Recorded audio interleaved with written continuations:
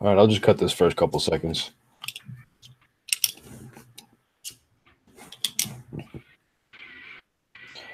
I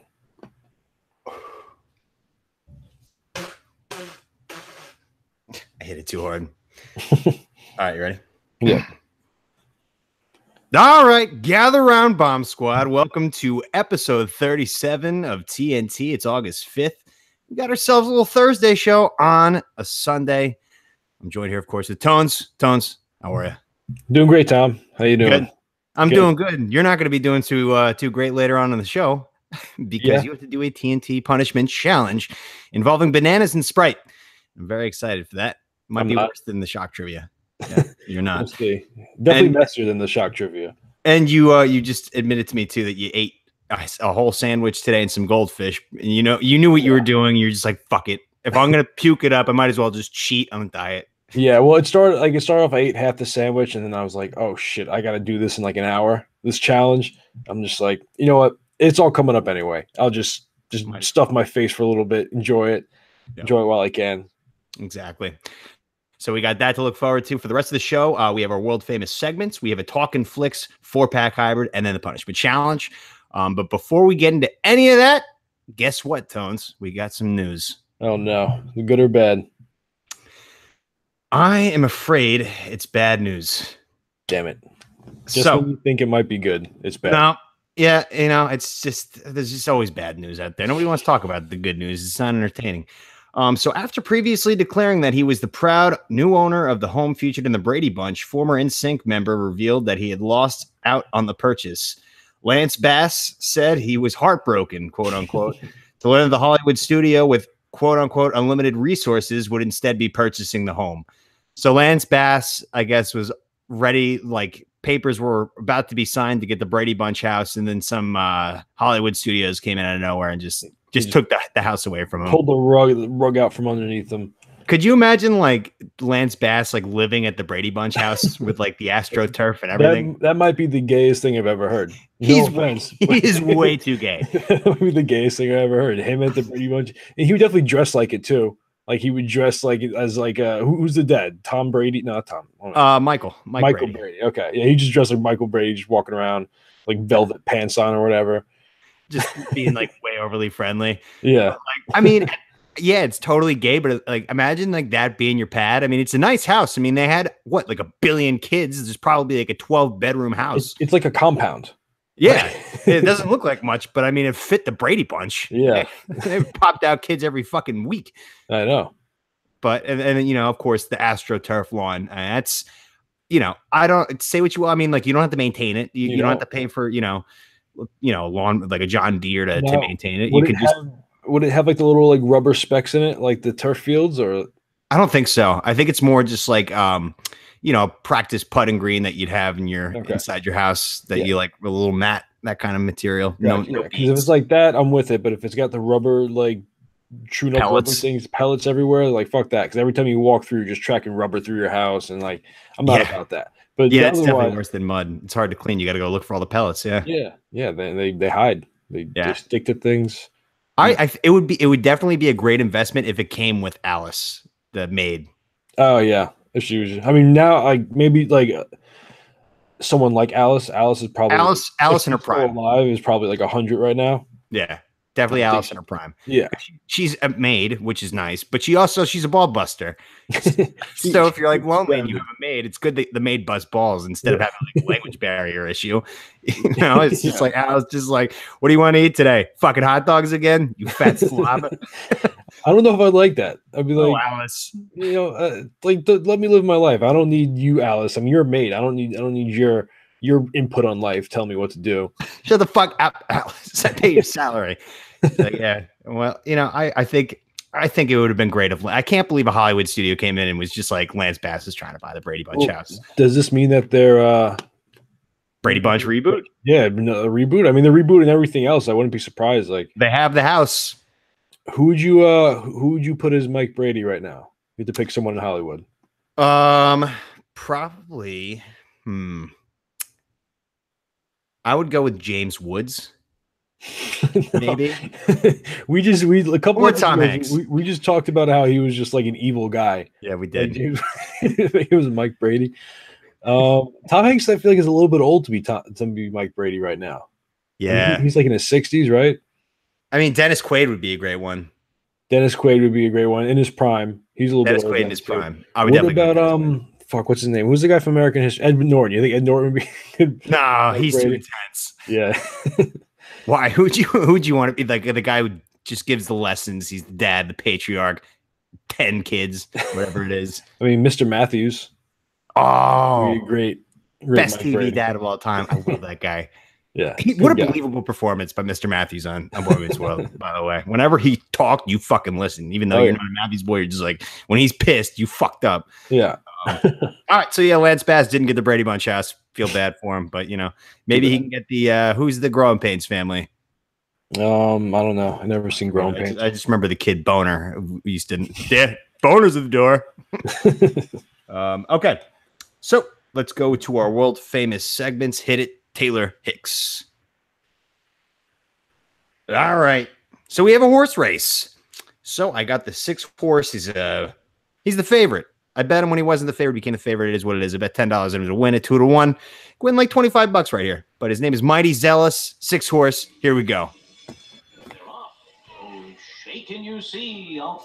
I was telling you too, Tones, right when I turned on TVG to get a feel for the races, I saw the 6 horse and I was just like, that fucking thing is going to win whatever race he's in. Thing's an absolute unit. I didn't even have to see his odds. I was like, that thing is a fucking horse. So now he's 2.5. So I can win a little bit more money than I thought. Okay. Come on, Zealous. You did the place, right? Huh? You did the place? To win. To win. Ooh. To win the whole.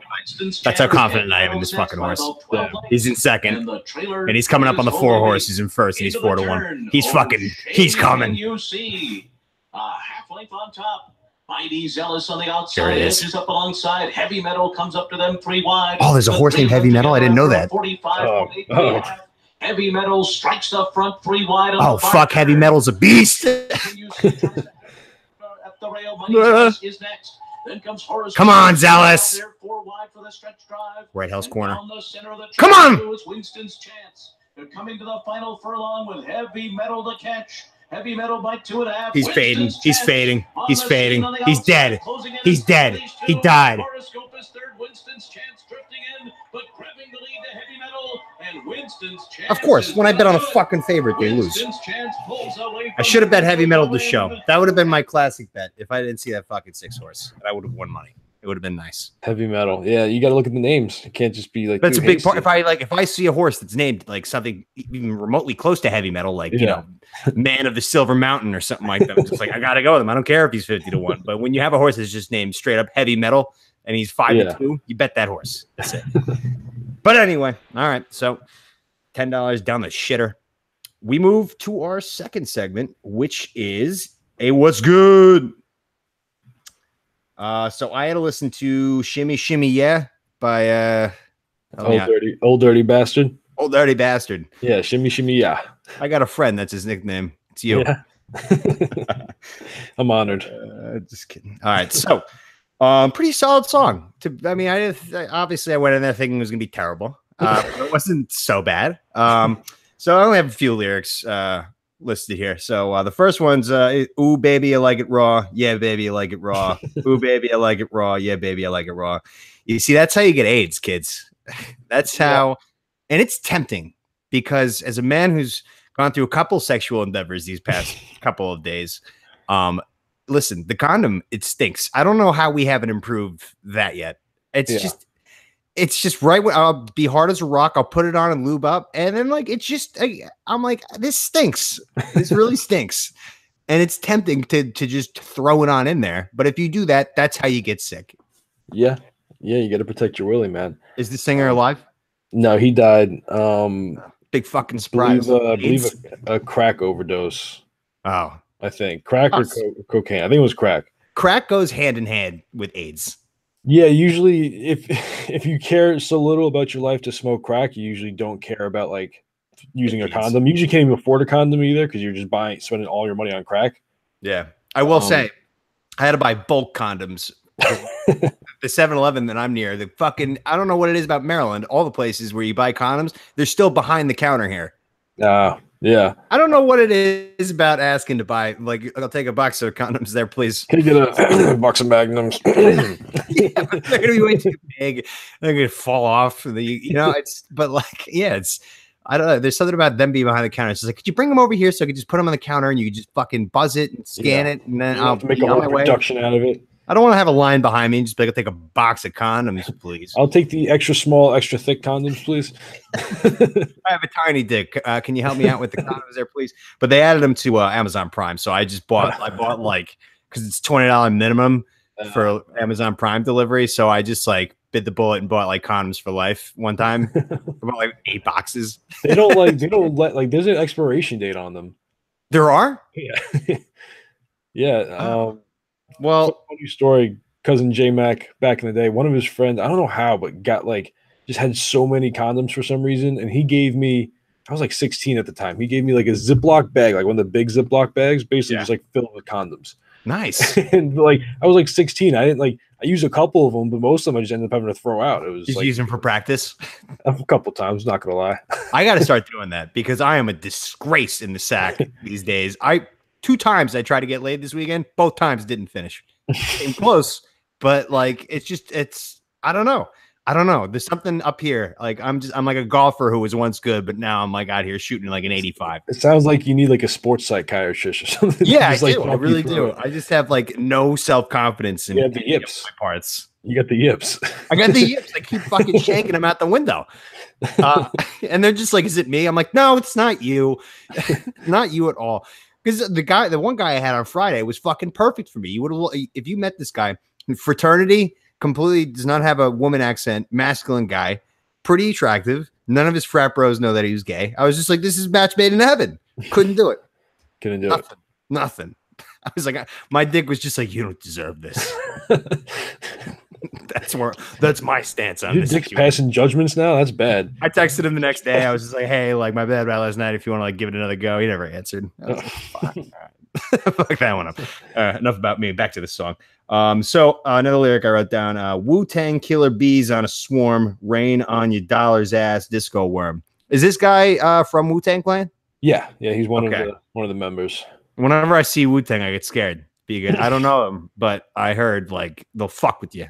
You know what it is too? Is there's so many of them that like anybody could be in Wu-Tang that you bump into. You don't know. Yeah, it's just like any like black guy you meet in the city like could possibly be Wu-Tang over the age of like 40. Like he could be in the Wu-Tang. Like you don't know. Like I think we talked about this too a while ago. They like it's just what they say. It's not like every single one of them has like a murder on their like rap sheet. Where like if you fuck over the Wu-Tang Clan, they will like legitimately come and kill you. I mean, maybe not them, but like maybe if it was serious enough, and they might know some people that know some people that could get a job done, kind of deal. Like they're like at this point, like this song came out, I think it was in '94 or something, '95 maybe. Mm-hmm. Like it's an old song. These guys have been around a while, so like they're not still out there. Like, well, he's been gone a while. He's been probably about like 15, 20 years maybe. Yeah, just raw dogging it and smoking crack. Yeah, basically. Definitely don't want to fuck with that. No. Imagine going to a party like, and that's what like is going on. Like instead of like maybe like a casual like little joint, is everyone just smoking like crack? He's just railing crack and just like fucking plunging dicks in people without fucking rubbers. That's like what's that like clip from The Simpsons? Like Homer walks in, puts his like hat on the rack, and like does a loop and goes back around, grabs the hat, and just walks out like that. That would be me. He's like, oh, nope. Crack, huh? No thanks. Oh man. But that's pretty much all I had in the song. It wasn't bad. I'm not gonna go back and listen to it again. But I enjoyed it. It's not meant to be like a deep song. It's just like just almost like gibberish. Half the lyrics are "Yeah, baby, I like it raw." "Ooh, baby, I like it raw." It's literally like, and then it's like a sandwich of that. Those are the buns, and then like the meat of it is like typical rap subjects. Yeah, fucking whores killing people. Now, did you watch the music video? Have you seen what Old Dirty Bastard looks like? No. Like if you look at a picture at him and you like after I told you that he died from crack, you'd be like, well, that makes sense. Oh, really? Like he just looks like a crackhead. I don't think you can like no amount of makeup can really like take away the crack look. Just real quick, pull up a picture of Old Dirty Bastard. Everyone listening at home, if you don't know what he looks like, Okay. just look at him and you'll be like, oh, okay, yeah, he definitely smokes crack. I have Fat Bastard from Austin Powers in my head. No, nothing like that. Old Dirty Bastard. Let me see this guy. Yeah. Yeah. Right? Yeah. He looks like Beetlejuice from Howard Stern if he didn't have the pinhead. Yeah, that's exactly what he looks like. He looks like a Beetlejuice like grew up to be a normal person who smoked crack. Yeah, so Old Dirty Bastard, rest in peace, I guess. Whatever. All right, so that brings us to our third segment, which is a Let There Be Rock. So, Tones had to listen to Blitzkrieg by Metallica. Yeah, so there wasn't really much lyrics to break down here necessarily. No. One thing I did gather though is that Armageddon is coming at like a Blitzkrieg pace, and that it might be aliens. I don't know. They mentioned aliens once in there, But the implications might be. might aliens. be, yeah. So I don't know. I mean, it's gnarly guitar riff. Isn't that I sent him a guy playing that song, and then right before the guy has to cover the song, he's just like, oh fuck. All right, here we go. Yeah, And it's like it is impressive as fuck. Like I never like a lot of Metallica songs kind of just get overblown because they all the common man just they all sound the same. You know, like I would say about rap songs, but like that shit is complex and it is tough looking to it made my fingers hurt just watching. just watching it. Yeah, I was getting cramps just watching it. Yeah, And and just to thinking sing about at the the same time, to be programmed to be able to play that while you're fucking also just talking about aliens coming out of Blitzkrieg, Armageddon it, you know, Yeah. pretty badass.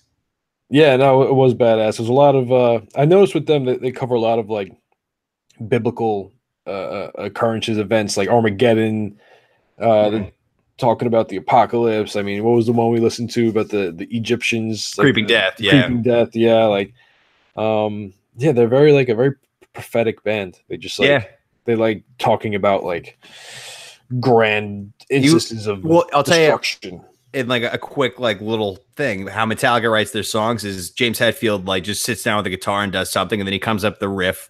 Then Lars Ulrich, the drummer, comes up with the drums.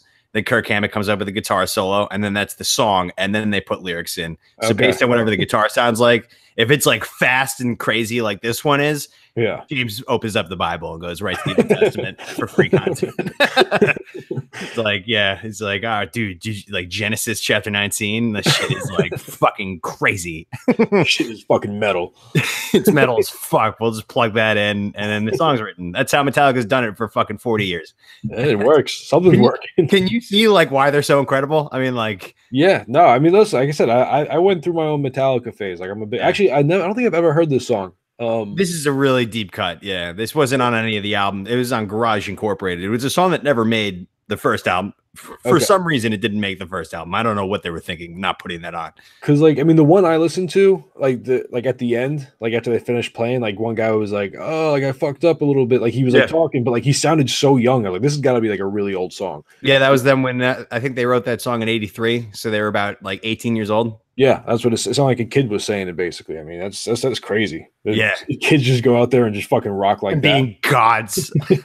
Like, I couldn't imagine. We talk about it a lot with Metallica, but I worship them. I want to talk about it all the Yeah. time. And people always give you shit like, yeah, they're like the most famous band of all time. It's like, yeah, but I want you to appreciate why they are. Yeah. You know, it's not just like some fuck. It's not because they wrote Enter Sandman while they're like so Yeah. huge. Like that's just like a fucking little footnote in their goddamn massive agenda of shit.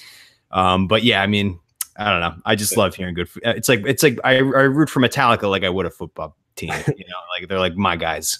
Could you imagine though, like you're like a senior in high school and you go to a party and these guys are playing fucking Blitzkrieg? You're just like, whoa, where did these guys come from? Like holy Like, fucking what is that? shit. I want to hear more of that. What is that? Fights breaking out everywhere for sure. Oh yeah, 100%. That's my back pocket thing for if I get pulled over by a cop, like if I'm like, you know, going like 80 on the turnpike or something like that, and like, you know how fast you're going. It's like, yeah, like my bad. It was Metallica came on, kind of lost control of the vehicle there a little bit.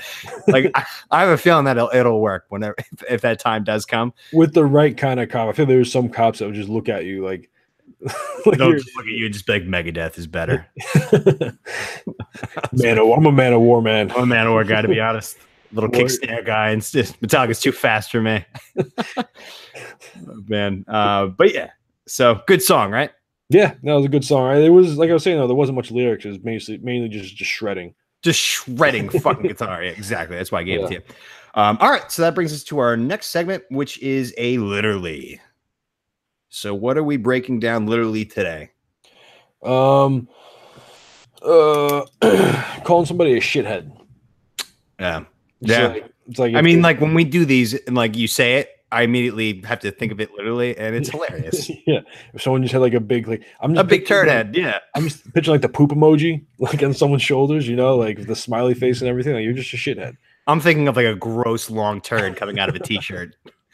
like cone heads, but it's a turd. Yeah. Does it have like turd arms? Oh, I guess just no. It's just a gross mush turd that like if you poke, it will like probably fall off the neck. Yeah, I mean, if you're saying someone looks like a shithead, that's a pretty big insult. Yeah, it is. It's pretty much as ugly as it gets. I mean, plus the smell. I mean, you got to smell it too. It's like it's your whole face you're smelling. Imagine being a shithead at like a job interview. Like, get out of my office. You're like dripping shit on the chair you're sitting in. You're sweating because you're nervous. Sweating shit. Yeah. Get out of here. You're not qualified. You didn't tell me you were a shithead in your resume. This is discrimination. And like, yeah, now I'm trying to put like eyes and a mouth on it, and like it just doesn't look any better. Probably worse. You know what I'm thinking? I'm thinking like Spaceballs, Pizza the Hut.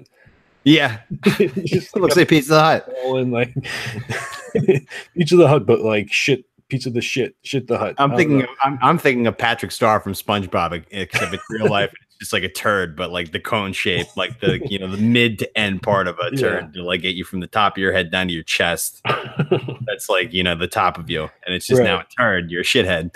It's disgusting, to be honest. So immature. Okay. Well, that's what this segment is for.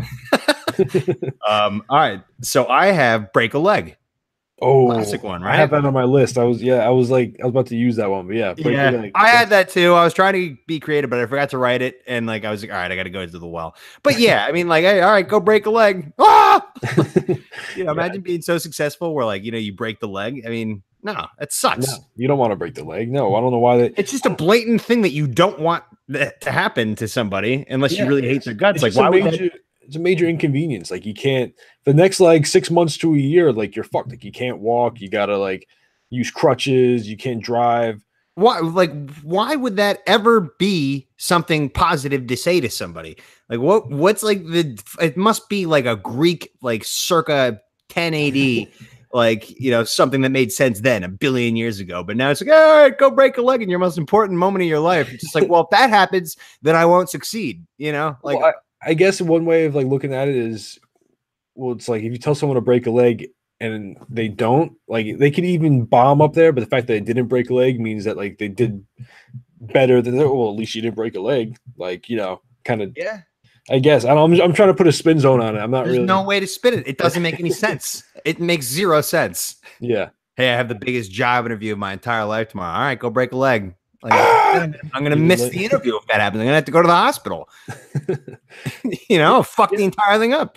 Yeah. I'm gonna miss the interview. I'm gonna have to show up if I'm able to reschedule. I'm showing up with crutches. I'm probably be knocking shit over while I'm walking into his office. Yeah. Like it's just gonna make him feel weird. Have you ever broken a bone? I broke my hand once, but like I didn't realize it till like a month later. So like it just kind of healed wrong. It just kind of healed. So you didn't get a cast? I never broke anything. I always wanted the cast for people to sign, though. Yeah, no, I never had that. I actually got it punching a kid in St. Joe's. Whoa. Yeah.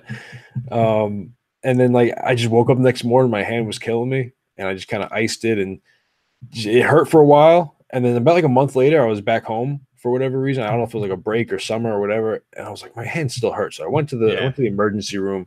And they looked at us like, yeah, well, your hand was broken. There's not much we can do now. Like it's healed basically, but it healed wrong. It's still like cracks. Yeah. It's like right this bone in my hand, like right by my pinky, connecting to my wrist. Yeah, no, I fractured that too. It was a really, I don't know if it was a fracture, but when the Bucks played that, I punch shit because I'm a lunatic on Sundays. So I have this little TV here that I bought, and it's like bashed to shreds from my. And I punched a hole in the wall right here, and I punched a hole in the wall over there just last season. And my hand was like gushing blood, and I couldn't move it for about 2 weeks. Yeah. My pinky, like I couldn't move my pinky or my ring finger. And it kind of just got better. Like, you know, That's basically what happened with me. I'm like, I'm not gonna go to the hospital. Like, you know, Yeah. it is. It's not like it's my the hand. You can just tolerate the pain. It's really not that big of a deal. It's not like you needed to do anything.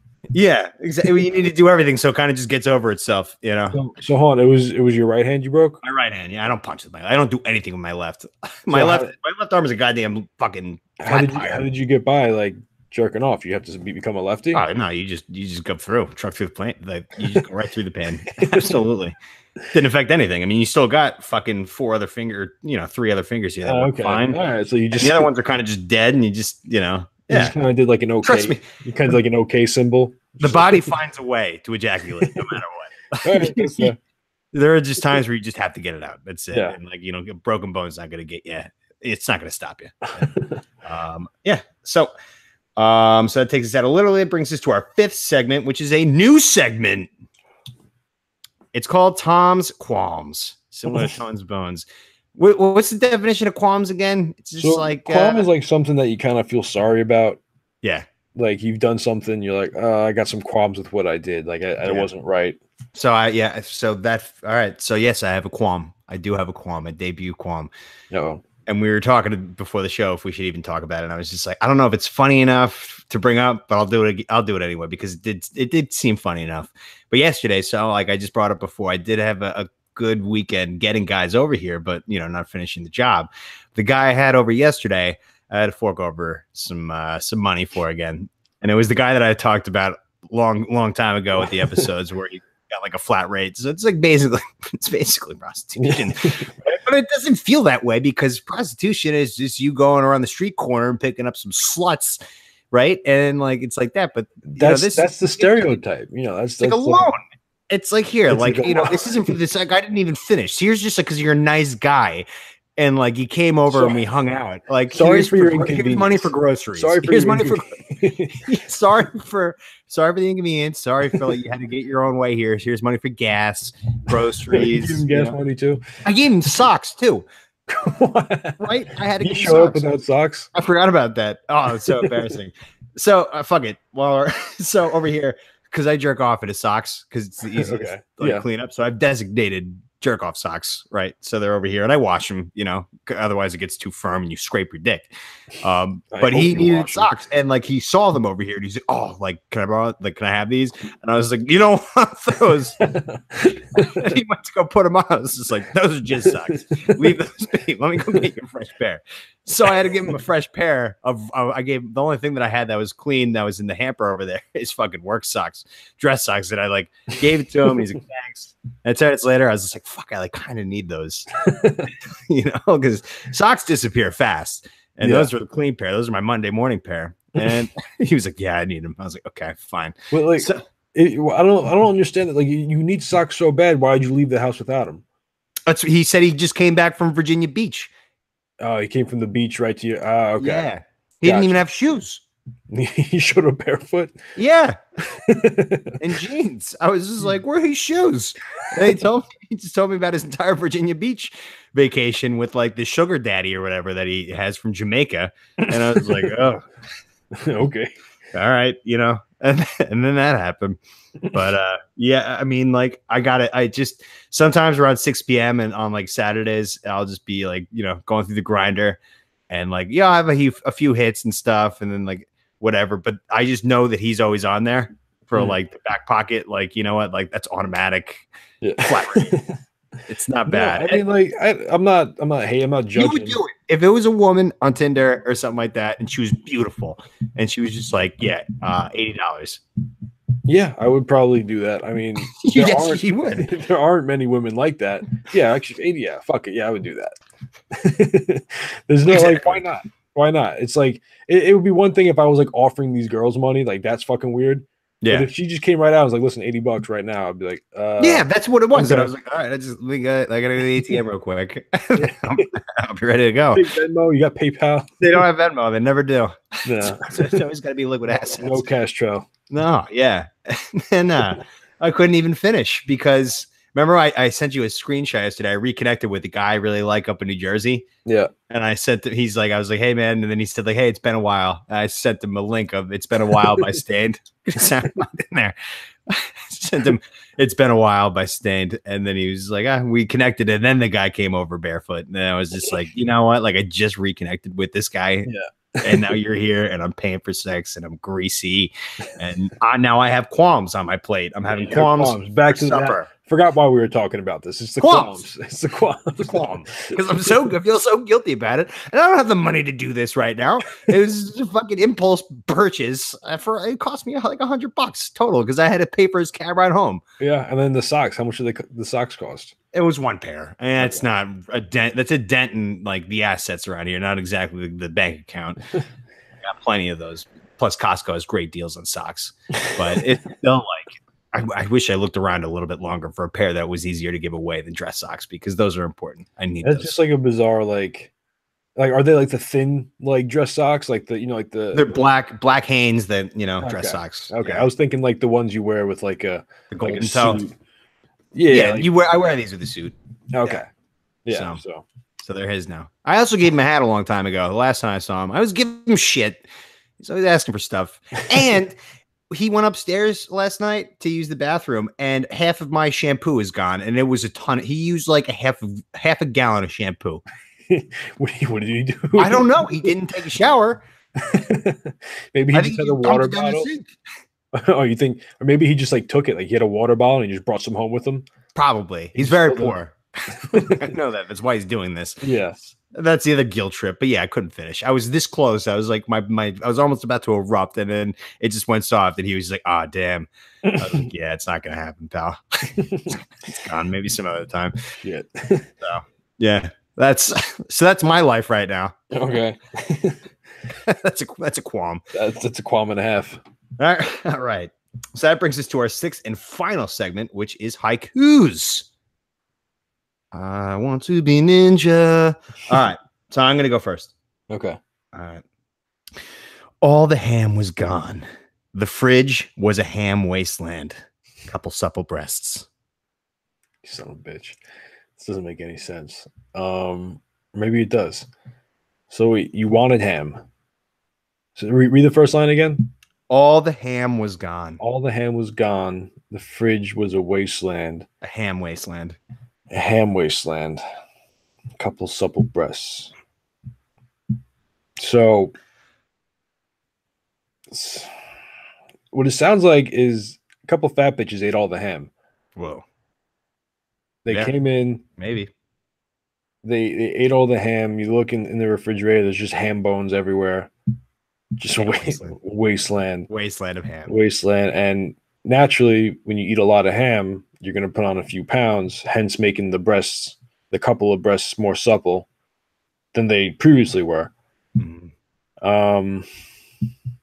Or maybe it doesn't necessarily have to be women. It could be fat guys who end up getting a couple supple breasts. A couple of fat gay guys ate all the ham and they gained breasts from it. A couple supple breasts.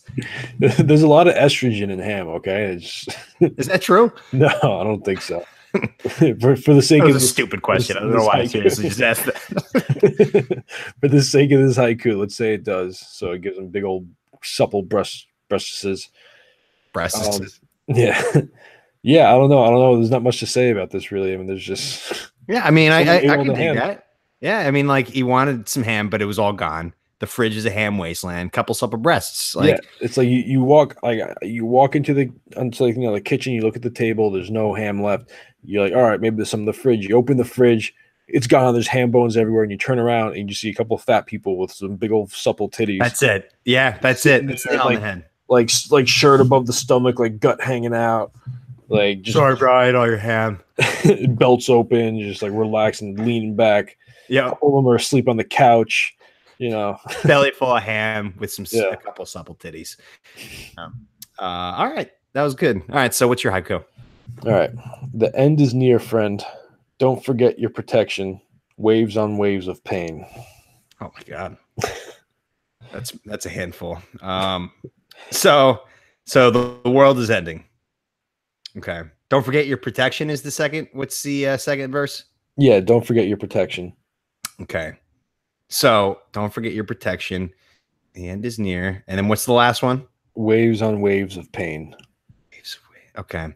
So it sounds like this is going to be an apocalypse via the sun, because waves of waves sounds like heat waves, and it can end the world, obviously. And protection in this case would then be sunscreen, which costs $16.50 fucking cents at the Yankee Stadium. So you have to make sure that you bring your own sunscreen instead of buying it too late, because the sun is about to kill you. And if the sun is about to just really make up its mind and end everything, sunscreen's not going to do too much anyway. So the end is near. You could pretty much just stop the haiku there. The world's over. The sun's going to blow. We're all fucking dead. Forget about it. That's what the haiku should. That's what it should mean. Wow. Okay. Yeah. I mean, this one I went into with no meaning. And you brought it back to the Yankee game. Just it being hot as shit out there. Waves and waves of pain. Now I'm surprised you immediately went to heat waves. And usually when you think wave, you think ocean. Tidal wave. You thought, but there's no. What's your protection against that? There's nothing unless you want to get a bunker, and even then, you're probably still screwed. Or what if you get like a hot air balloon? Well, how long are you going to stay up there? You can't stay up there all day. As long as you need to. I don't know. Or maybe you're going to die eventually. You can't just sit up there in a hot air balloon. You get a helicopter and you fly to high ground. Yeah. Well, it depends on the waves, really. I'm thinking of like every ounce of land right now is covered in waves, and like you just gotta have to land in there eventually. You can't fly up there too long in a helicopter or hot air balloon. If you get a decent enough hot air balloon, like that's like waterproof, you could just go up until like the initial like crash of the wave comes, and then you could just land, and then you have like a little boat, and you could sit there and you could fish. Okay, all right. But while you're up there, in the meantime, like I hope you got like a lot of stacks, because you're gonna have to find like who knows where you're gonna land. If there's any sort of wind, the wind's gonna tell you where you're fucking going. Hot air balloon can't just fucking go against the wind. It's not how they work. Yeah, I guess. Imagine taking that to like Florida for a vacation, because it's like the cheapest way to get there. The hot air balloon that would probably take very, very long time. Yeah, you talk about snacks. You need some snacks for that trip. Very dangerous trip. Yeah. Especially right up like it's like Hurricane Alley up there. Like you just happen to be going during like hurricane season. You just get caught in a hurricane and you can't turn around either. You can't do like no. Your emergency landing is gonna be pretty like, okay, we're gonna have to fucking land in the marsh. All right, so that's haikus. So that brings us into our Talkin' Flicks 4-pack hybrid. So hit it, Kane, and guy who says for the Talkin' Flicks thing. All right. So Tones had to watch. This is Spinal Tap, and I had to watch Chef. So do you want to go first? Yeah, I'll go first. I'll be honest, this movie disappointed. Yeah. I had a feeling it would. I mean, there was definitely some funny parts, and it was a lot of quick humor. I'm sure I missed a couple of jokes here and there. But it just like I've heard so much about this movie for so long. Yeah. Like you know what? What? It's one of those. It's a cult classic. Like the first time I saw Big Lebowski, maybe first 5 times, I just didn't get it. Yeah. But now, like you get every single bit of it. Right. It's exactly like that. Like it's, and I know you're not going to sit down and watch it a bunch of times unless you really like see it on and it's halfway through. Yeah. But it is one of those movies where every single line is classic. And you just don't know it because everything is classic, and you just don't know it because you're seeing it for the first time. Right. But it is that good. Yeah. No, I mean it was funny. It definitely had its moments. I love the bass player. This is just like ridiculous, like mutton chops and like mustache combo, whatever you want to call it. The drummers that always die.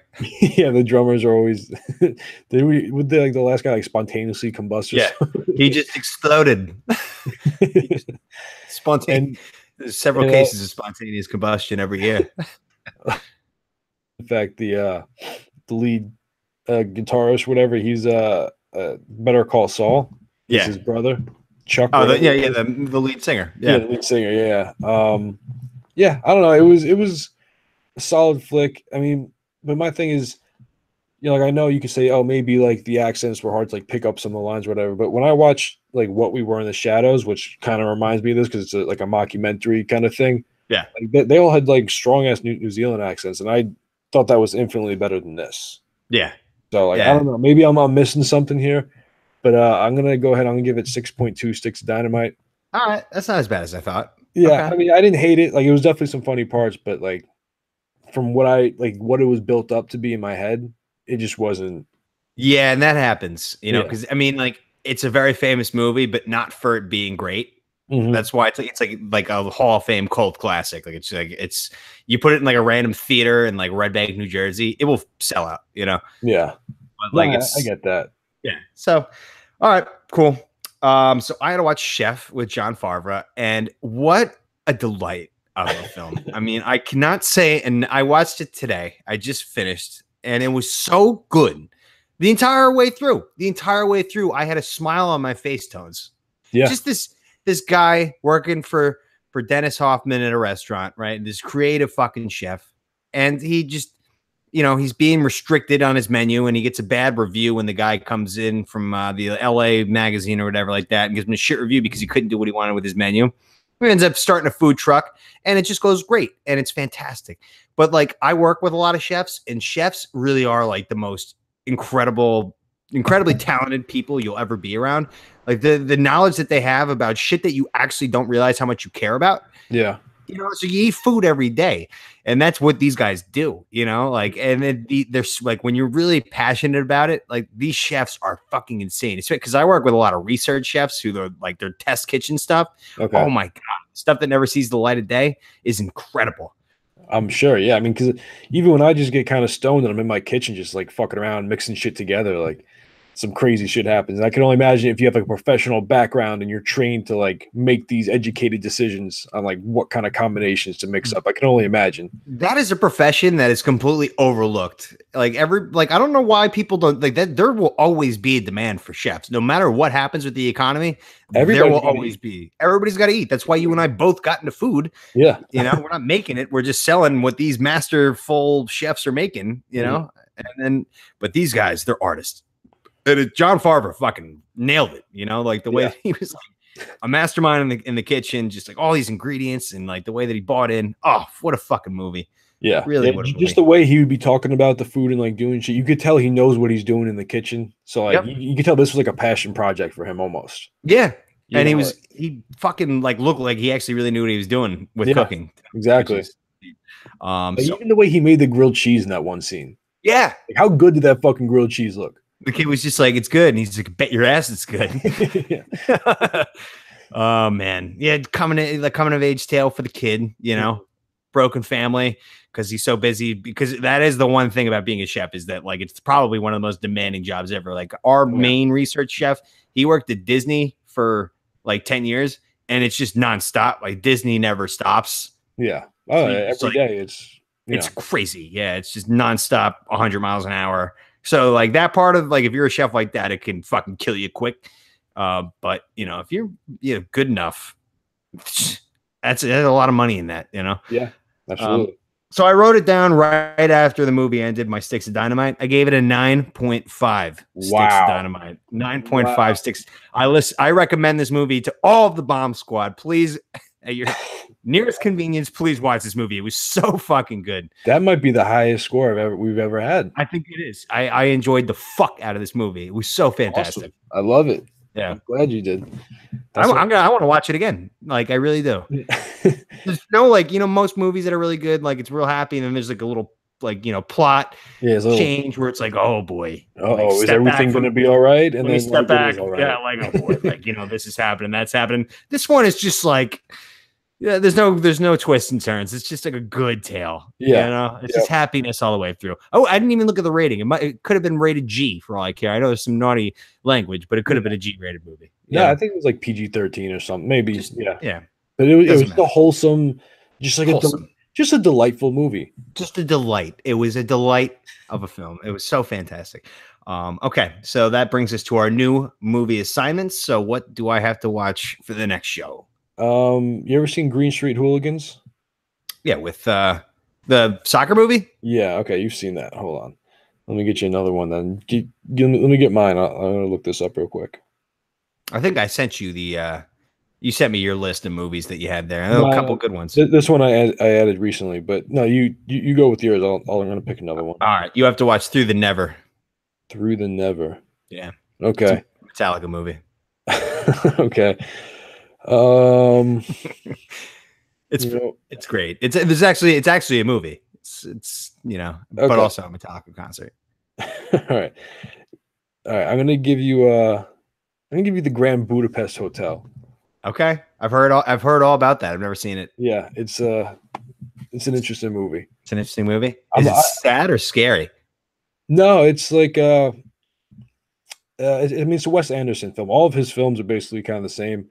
Not the same, but like are similar. You ever see like Life Aquatic, Steve? Oh yeah. Like that's one of his. Like Moonrise Kingdom is another one. So like dull and weird, but like very good plot. Yeah. I don't even know how to describe it honestly.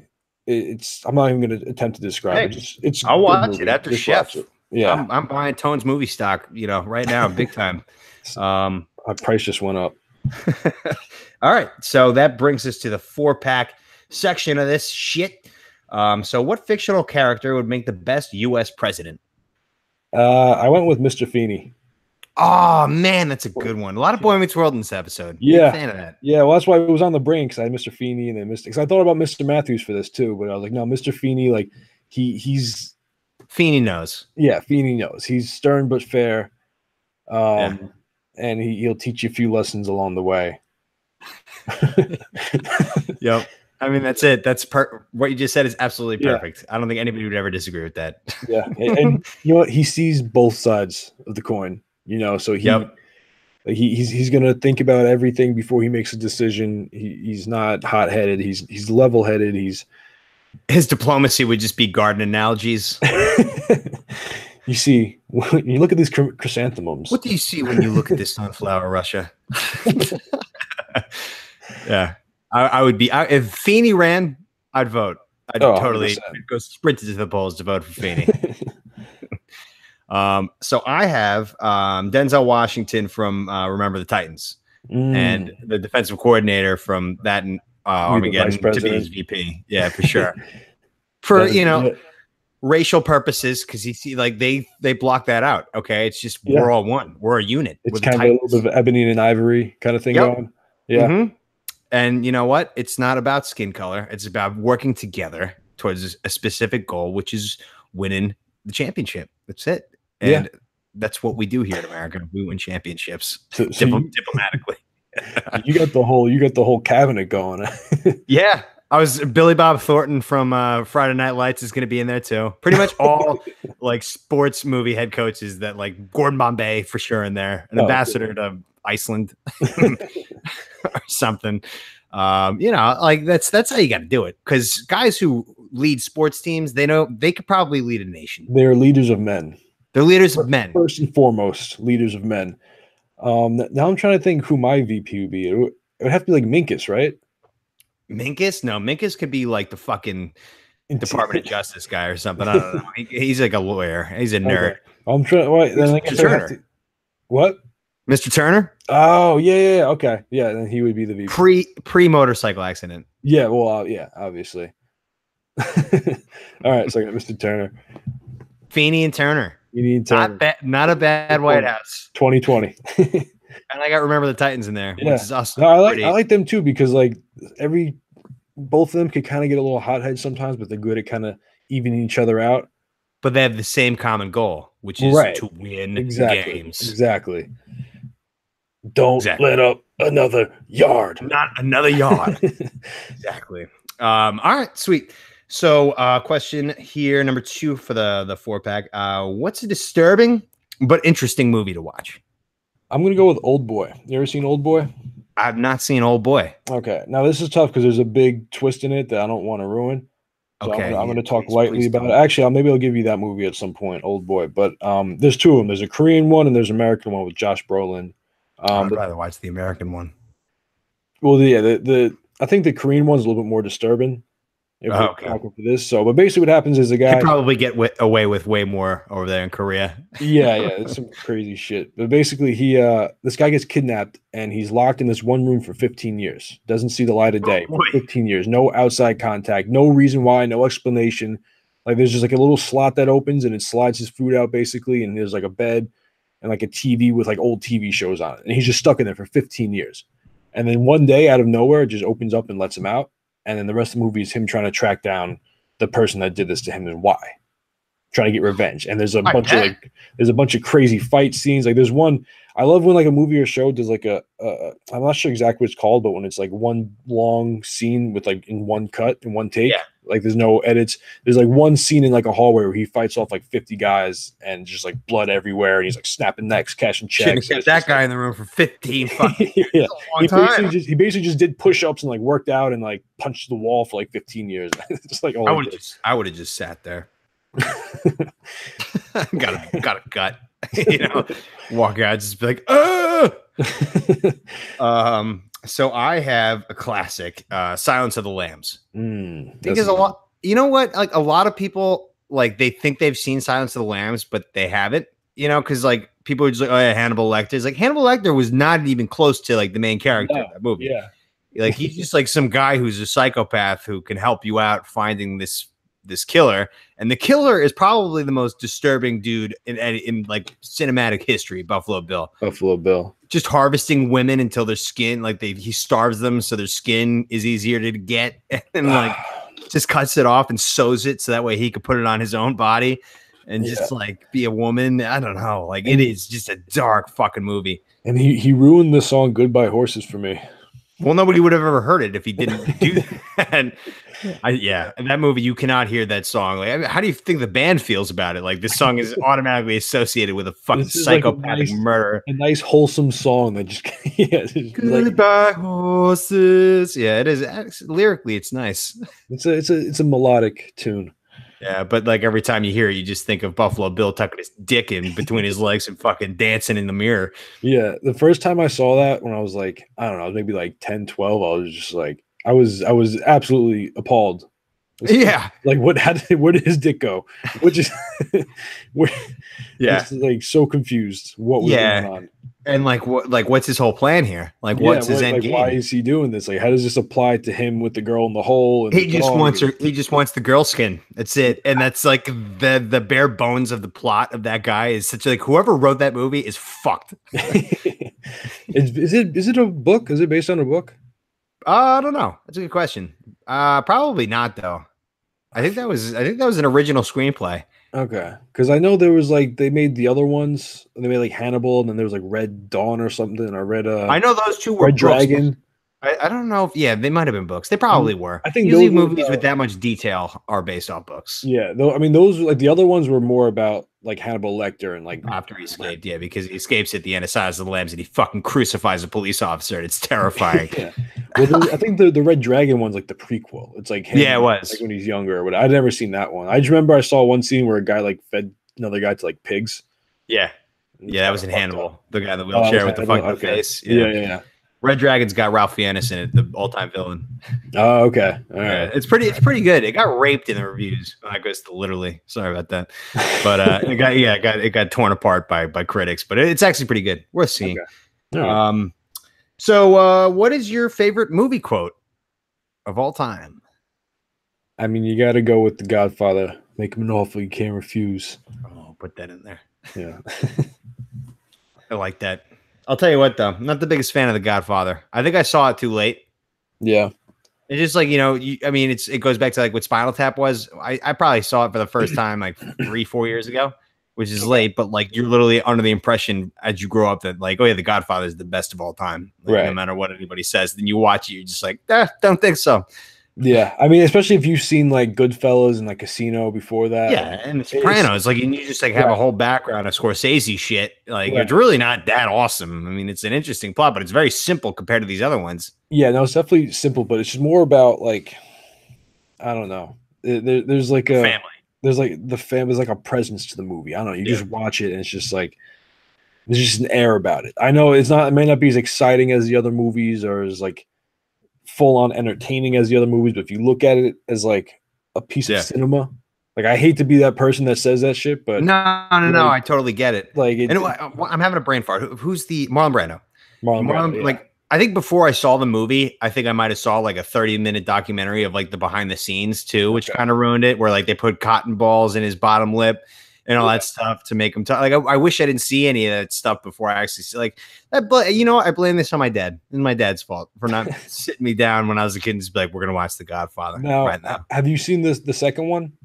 I've seen all 3 parts. Yeah. Okay. Yeah. The second one, a lot of people like the second one better, and I think I might like it better too. I thought the third part was the best, to be honest. Really? Yeah. Like, it's like notorious for being like the worst of the 3. I thought it was up my alley. I don't know. I liked it. The fucking the street fight scene where all the kids are playing out with the fire hydrant. Yeah, and he goes and fucking just lights them up.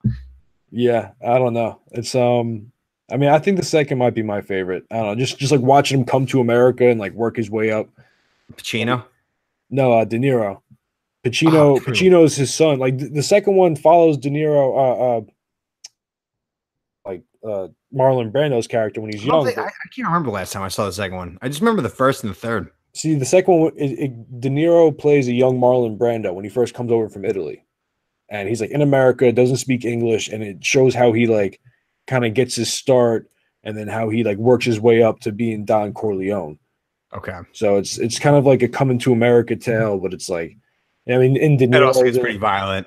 Yeah. Oh yeah. Yeah. No, but it's yeah, I don't know. Godfather, great movie. Imagine getting into trouble with those people.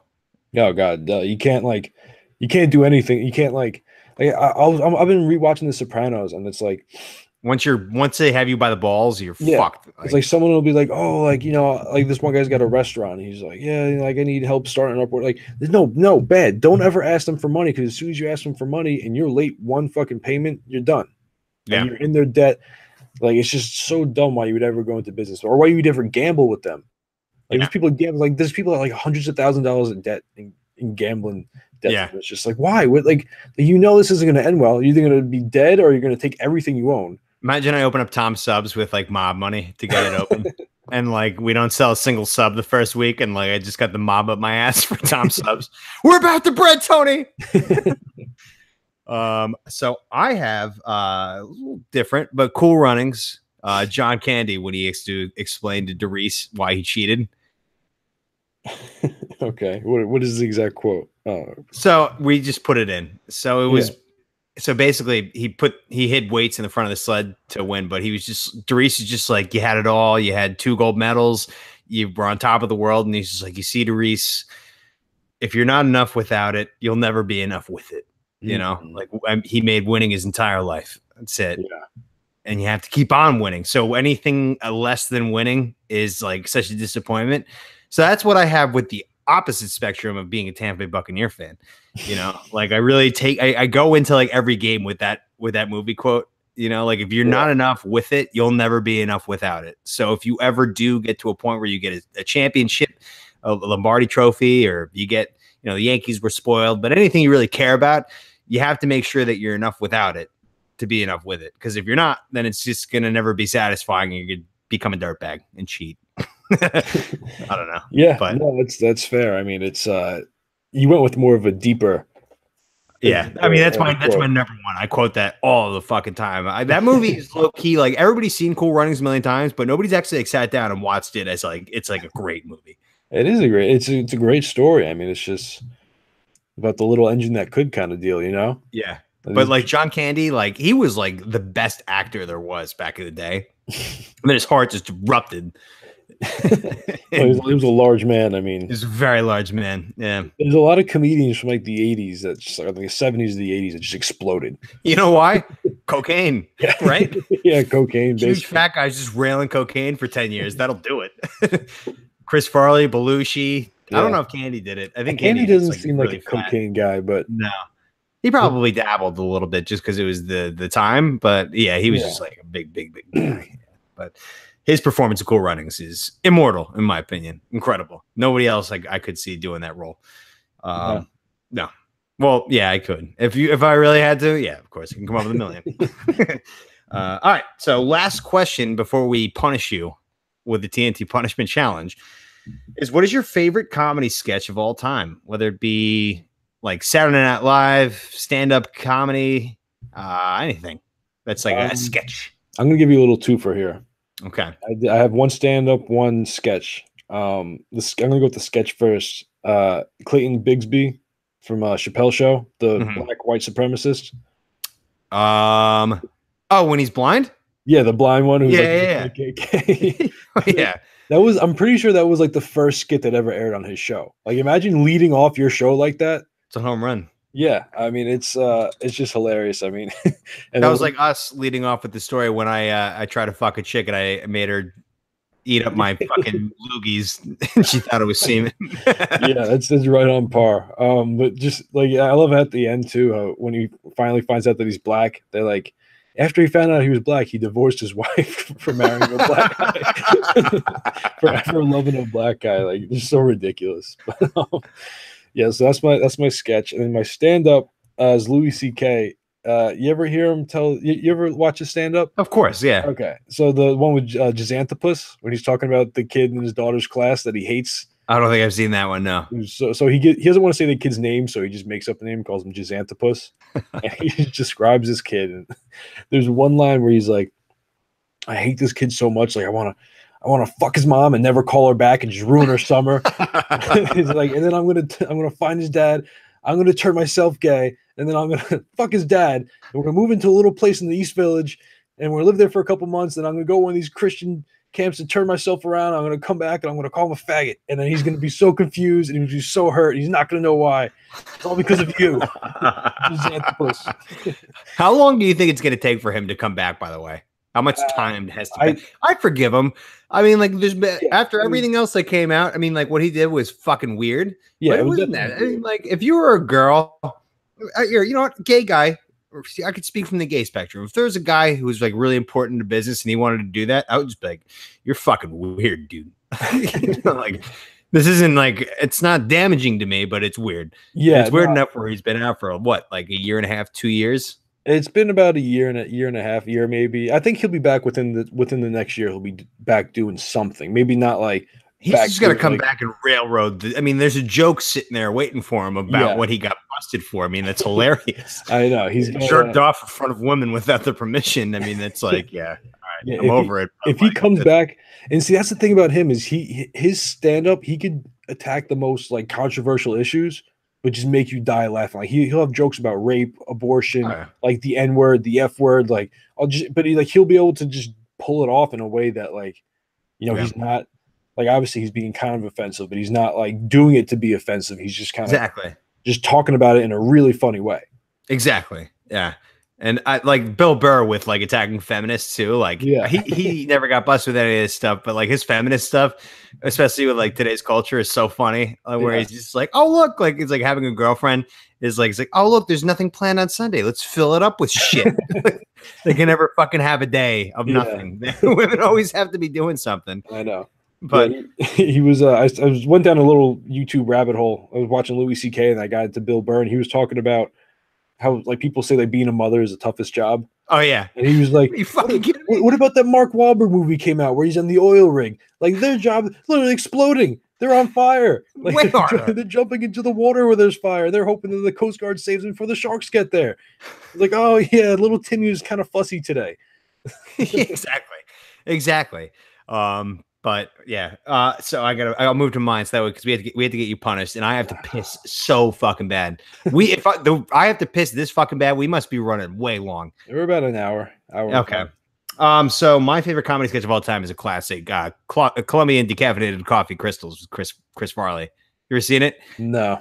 You haven't seen it? The hidden camera where he orders a coffee and they give him decaffeinated coffee and he doesn't realize it until they tell him. And then he just beats the shit out of everybody because they fucking lied to him. Oh my God. You're a fucking treat. It was on Saturday Night Live. And it was like a prank, or was it like? No, it was a skit. They like, you know, like, is like, you know, a spoof off of like the hidden camera things. Like, oh, you would never know you were drinking coffee unless I told you. So they tell him, and he's just like, "You son of a bitch," and then just goes nuts on the restaurant, and like it's a completely like over exaggerated reaction to him being lied to about like he has regular coffee, but they gave him decaffeinated coffee crystals. It is an all timer. I'll send it to you after the show. But I'm sorry to be upset with you that you haven't seen that. That's like a Hall of Fame. Whatever. Well, we're gonna punish you anyway, so they can't be that mad because that's the end of the 4-pack Talking Flex Hybrid, and it's time for you to get punished. Begin the intense music. Okay, you go grab your Spite while I go take like the biggest piss of my life. Okay. Well, I'll talk when I get back. Go. Oh.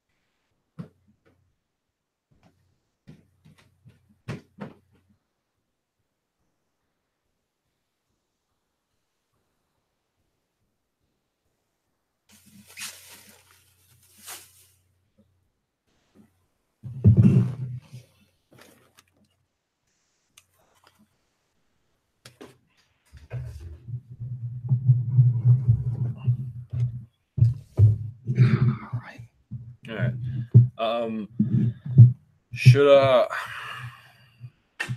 Should I eat the bananas and then we like cut back in while I start drinking the Sprite, so it's, like you don't have to sit here and listen to me eat a fucking banana? No, we'll make it work. Okay. I'll just be commentating you eating bananas. All right. Get them both unpeeled and ready to go, though. I found one bushel. It was just two. It was perfect. Do you mind if I have a quick cigarette outside? Yeah, go ahead. Sweet. I'll make it quick.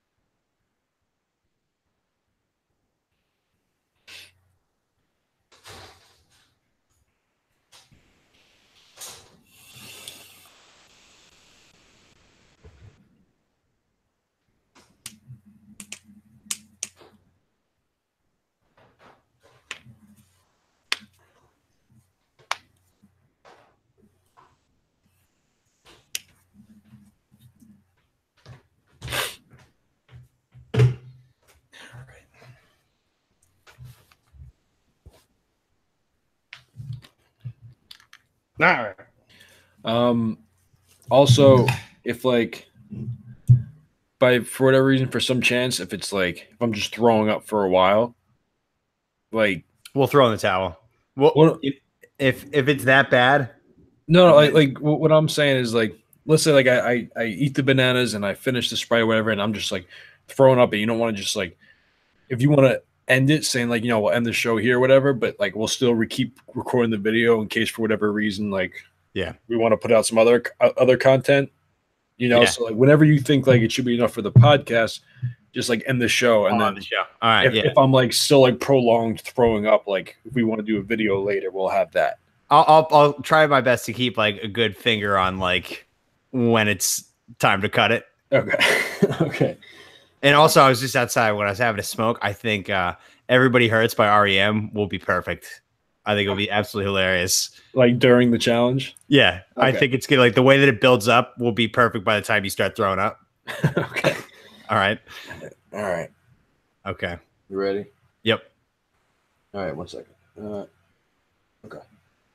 All right. We're back. It's time for Tones to be punished. So what Tones is going to have to do here for us today is he's going to have to eat 2 entire bananas and then a full 12-ounce Sprite. So Tones is eating his first banana right now. And based on all the YouTube videos I've seen, this is just an impossible thing. I think the body just can't handle 2 bananas and a 12-ounce Sprite. Like Donkey Kong right now. How's that banana? I can't tell you the last time I had a banana. See, at least it's good for you for now. I mean, you're going to regurgitate the entire thing probably. Yeah, I'm not going to digest it at all. Maybe your body will soak up some of the potassium. I'm also on a full stomach too, so it's like, yeah, not helpful. Like eating 2 bananas is like kind of filling. Yeah. Oh, the first banana is almost down. It's turning me on. I'm sorry. I'm just kidding. It's totally not at all. It's actually disgusting. My dick looks like I just came out of the pool. Completely shrunk. You're doing wonders for my self-esteem, Tom. Oh, sorry about that. And the first banana is in. You might want to save that. You should put that in your car in case like you get road rage. You could just like toss it out the window. That's the all-time diss because no way that works. Banana people like making a car slip, but like if you do it, that's attempted murder, bro. Maybe I just bring it to work with me and I just throw it on the ground in front of a forklift. Yeah. All right, he's into the second banana, folks. The first bite looks crisp. Those look like good bananas. Very, very. Bananas. Like I'm right in the perfect because there was some that were still pretty ripe and there was some that were like a little brown, just like right in the middle. Yeah. But I asked you before we did this if I could like do like the Nathan's hot dog guys and dip the bananas into the Sprite, but he wasn't having it. No, yeah, no, that's nobody does that. I don't want you cheating this challenge. It's very the instructions are set in stone. You have to eat these 2 bananas, and then the Sprite is when the challenge begins. So right now we're pretty much just like sitting here commentating. Tone's eating. Oh, there's another bite. Tone's eating a banana. Getting ready. We had to wait for his parents to leave because, like, I guess common sense. You didn't want your parents to be upstairs this year and you barfing your guts out. I just don't want to explain why, like, because I have a bucket here, like that I'm gonna puke into. Like, I don't want to explain why I'm washing out this bucket in the sink. Hey, you might not puke. Who knows? If I don't puke, I'm gonna feel like shit for the rest of the day. You're gonna be sitting here like it's gonna be so full with like whatever goes on with that chemical reaction. Yeah, I wouldn't be surprised if I don't puke. I have like my stomach is like a steel trap. Yeah, like it goes in there and it stays in there. This doesn't have to do with your stomach, though. I think this has to do with whatever triggers puking in the gastrointestinal region. Right before, like in the chest, before the stomach. I think that's where the reaction happens. And then it just goes and grabs shit and throws it out of your mouth. I'm just picturing like a Mentos and Coke kind of reaction where it just like that's. I think that's what it's supposed to be. Oh, and there's another. And I love Sprite too. I hope this doesn't like ruin it for me. We'll find out. You're the one who decided to watch another movie instead of the movie you were assigned and delay us 3.5, 4 hours. Christ's sake. Every bit of this is deserved. It was like 2 hours. It was enough for this to happen. So I hope you learned your lesson. Looks like a good banana. He's almost done. Let's say he's got about 2 bites left. And the fact that he's full is not good. The challenge is not on his side. And yeah, you're saying you got a steel trap stomach. It looks like you want to puke already, just eating the bananas. I'm just thinking about what's about to happen. Can you, like, is your body just be like anything but Sprite? No. All right. There's the second banana is down. Okay, so begin the music as we will begin the challenge. There's the Sprite. And now it's time for fireworks, ladies and gentlemen, boys and girls. My bucket. Okay, here he goes. He's got to finish the entire can.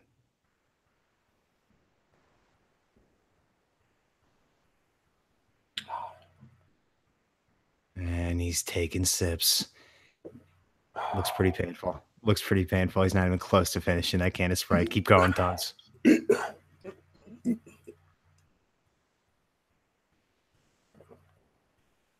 Give us a nice 5-second chug.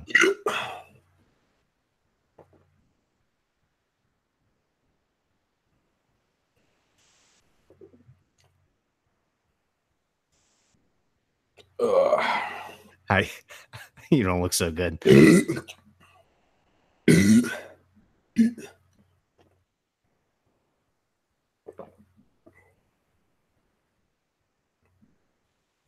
Oh boy, this looks painful. Chug the whole thing. He done? That's it? That's it. He didn't puke? Oh boy. Now you're just you're just gonna be doomed for the rest of the afternoon. Was it supposed to happen like while I was drinking the Sprite? I think so. I mean, I didn't watch any of the videos. I don't know. I mean, how long?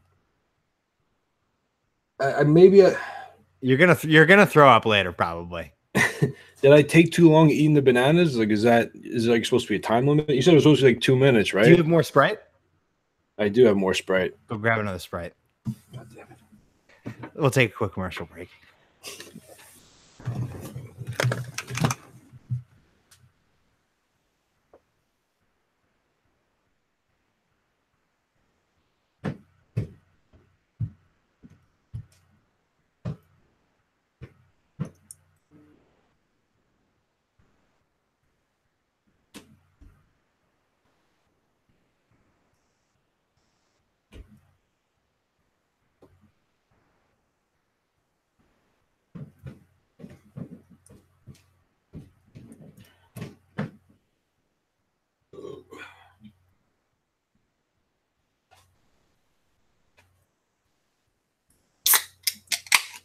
There it is.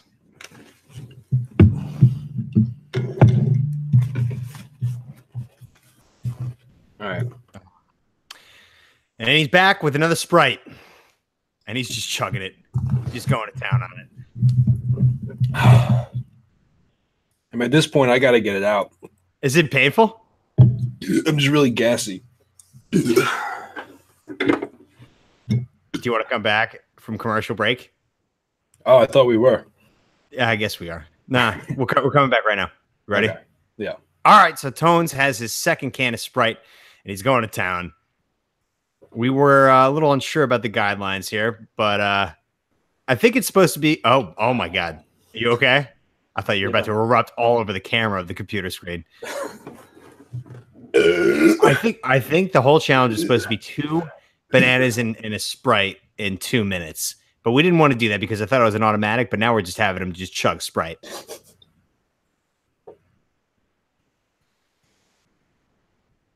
Just a lot of gas. A lot of gas he's describing. Oh, boy.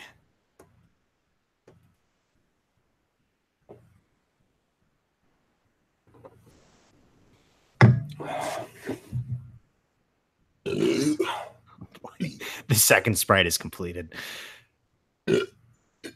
I feel terrible because you're gonna feel like, even if you don't puke right now, you're gonna feel like shit for a long time. Yeah, man. I don't know. No? All right. Nothing. Well, all right. That's just how it goes. You survived. We have to. I can tell by your face that you're gonna be strong. My punishment enough is gonna be me the rest of the day. Yeah. We'll keep tabs. We'll keep tabs. We'll follow up on the next episode because that's the show. And Tones does not look good. It looks really bad right now. And we will see you on the next episode, which we don't know when it will be because I'm traveling this week and he's working fucking, I don't know, 10 hours a day until next. I'm working 65 hours this week. Yeah, 65 hours this week. All right. So we will talk to you when we talk to you, Bomb Squad. Thanks for tuning in. I'm going to sit here probably right after we wrap up the show watching Tones puke. But if that happens, I will definitely update you in the next episode. So thanks for tuning in. Love you, Bomb Squad. Take her easy.